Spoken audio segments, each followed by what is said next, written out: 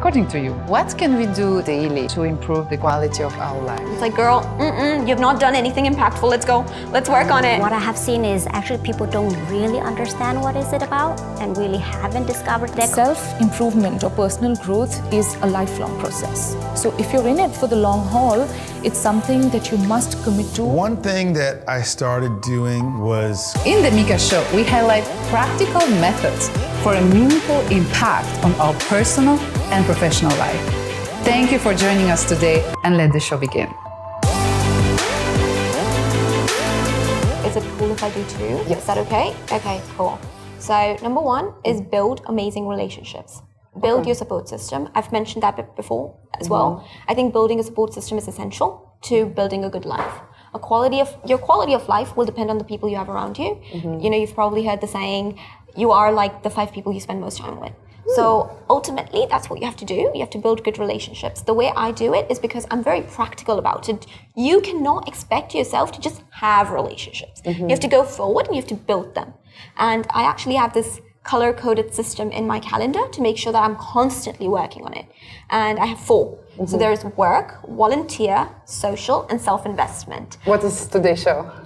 Today is self-investment. I mean, of course. But yeah, so it helps. And having that on my calendar, having a bunch of those colors all around, that helps me build relationships practically. So I'm not wasting my time, you know, dabbling. I tell people, I don't dabble in relationships. If I'm for you, I'm for you. You've got me in your back and that's it. You're my inner circle.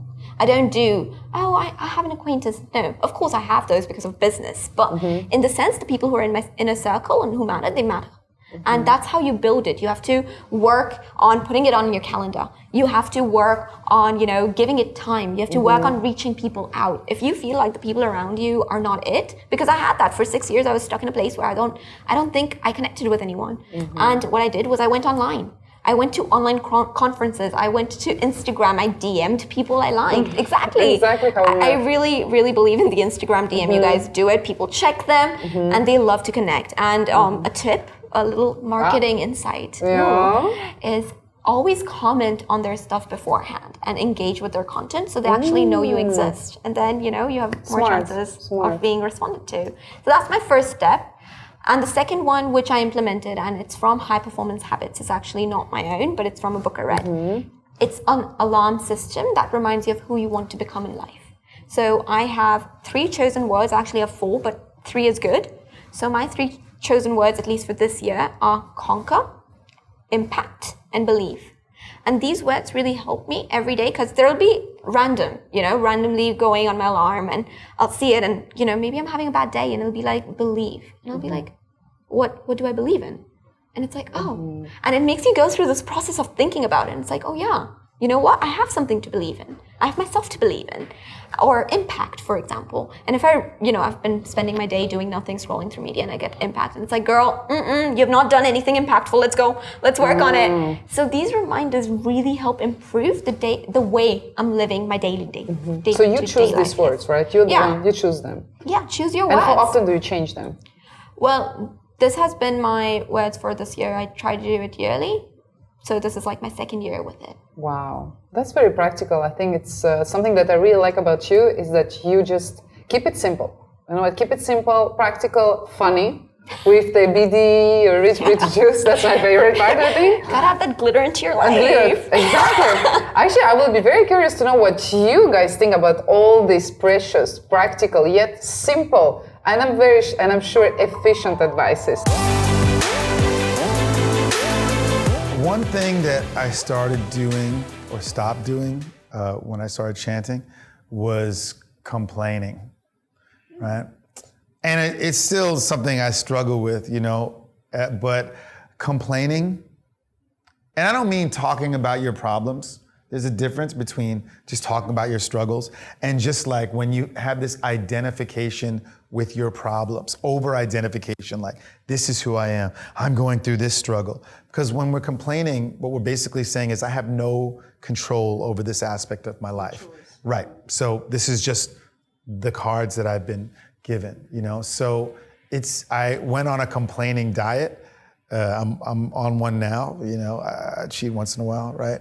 But like basically a way of saying, I'm not just going to talk about my problems. I'm going to figure out, like, what is it that I need to do to change things? So complaining, also comparing ourselves to other people, because usually when we compare ourselves to other people, we compare ourselves to people that we think have it better off than we do, that are doing better. And it's a source of suffering. It's like, oh, well, this person has this and I only have this, right? And I appreciate the acting. Oh yeah, sure, thanks. I act out. Yeah, I'm the king of the act out. You know, so that's one thing that leads us to suffering.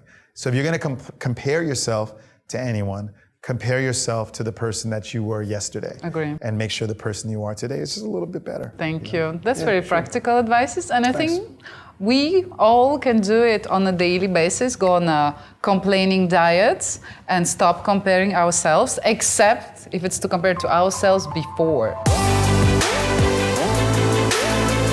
One of the first things I describe in my book is actually related to this. So it's related to being whole, being happy, being ourselves really, and it's to find our core values. I know many people talk about and have heard about it, before, but what I have seen is actually people don't really understand what is it about and really haven't discovered their core values. So I have described the 12 steps, how I found my core values, and I have taught it to many people. Again, read the book. Just read the book. That's all I can say. It's very practical and very short and very efficient. Yeah. Yes, thank you for mentioning that it's practical. I tried as hard to put things in, so make it very easy and to apply. So to be happy, we need to understand what makes us who we are, what makes us happy, and understand our core values. So could you, just imagine that we build a house, or we a house, but to have a strong house, right? We are a home. We need to have a strong foundation to build on. And maybe this house needs to be built on 4 pillars, one in each corner that hold the home. And we need to be aligned with these pillars, the foundation of it. And if we are not aligned, the home is not stable, right? And very vulnerable and fragile. So when we discover our core values, we will always feel it's like an inner GPS or inner compass. We know we can navigate in life. We know what to do, which decisions we need to make, what's the right thing for us, what is the wrong thing for us, to make sure we are always on the right path for ourselves. Wow. I like this idea of the compass very much. I think it's very simple and meaningful and practical at the same time. So thank you so much, Loan. You're so welcome. Honestly, it's as simple as just being committed and being consistent, because self-improvement or personal growth is a lifelong process. So if you're in it for the long haul, it's something that you must commit to and remain consistent with whatever your practices are. There are so many approaches. There's no one single approach, right? So whatever works for you, but keep at it. Remain committed to the process, be consistent. It's as simple as that. I think any long-term change requires commitment and consistency. So those are the words I'm going with. I think it's also last time when we were talking about the episode, you told me something like, lack of discipline is the beginning of all the issues that we have. Most of them, yes. Yeah. Yes. I feel like this is something, I've realized in my own life as well, that discipline is something that you can really use to counter so many issues that you face at a personal level. Professional, of course, but definitely, yeah. It's like just waking up in the morning and deciding that, that I want to today have the best day or be the best version of myself possible, and that takes work, that takes commitment, that takes consistency. That's take a lot of hard work, but yes, but it's worth it. Yeah, of course. It's like you're also glowing. It's like you demonstrate your own method. So that's great. Thank you. I try. That's very awesome. Thank you. Yeah. In conclusion, what you need to remember about public speaking: be daring, embrace your fear, and practice weekly. Practice weekly and never stop. Public speaking is a muscle. And like going to the gym, you want to keep your six packs or you want to get them, whatever. That's not my concern, but just go to the gym, go to activities to develop your public speaking abilities. And I'll be very curious to know how do you feel about this topic? If this advice helped you, if you have something else that you would like to share with me, please comment in this video and don't forget to subscribe. Thank you so much for watching us today and see you very soon. Bye!